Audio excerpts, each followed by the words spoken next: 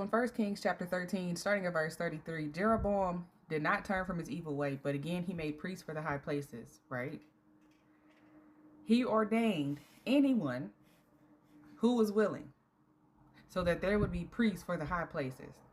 And this idol worship became the sin of the house of Jeroboam, to blot it out and eliminate it from the face of the earth.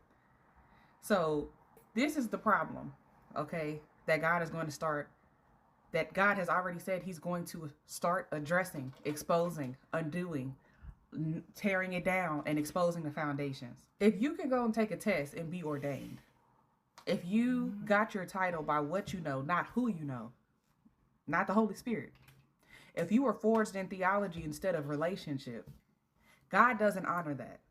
That's real.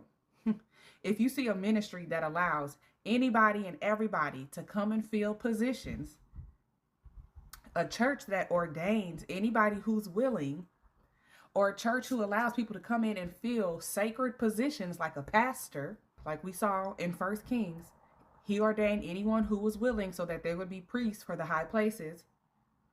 When these positions of ministry actually require vetting for discernment, vetting for maturity, vetting for holiness, know that there is idolatry, okay?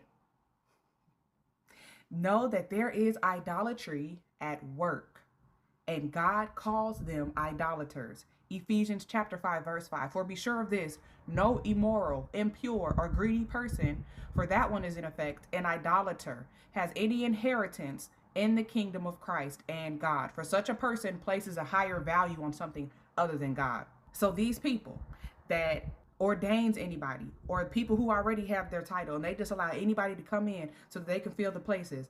Anybody who was willing, like Jeroboam, who was willing to be a priest for the high place, for the church, right? These people, they value something other than God. They value something other than God's will. And they value something other than God's way. We see in the book of Acts that the disciples prayed and fasted before they laid hands. They waited on the Holy Spirit to reveal his decision. They didn't run off on their own accord, because what was most important was the will of God and the ministry of the Holy Spirit. Acts chapter 6, verse 3 says, therefore, brothers, choose from among you 7 men with good reputations, men of godly character and moral integrity, full of the Spirit, full of the Holy Spirit and wisdom, whom we may put in charge of this task.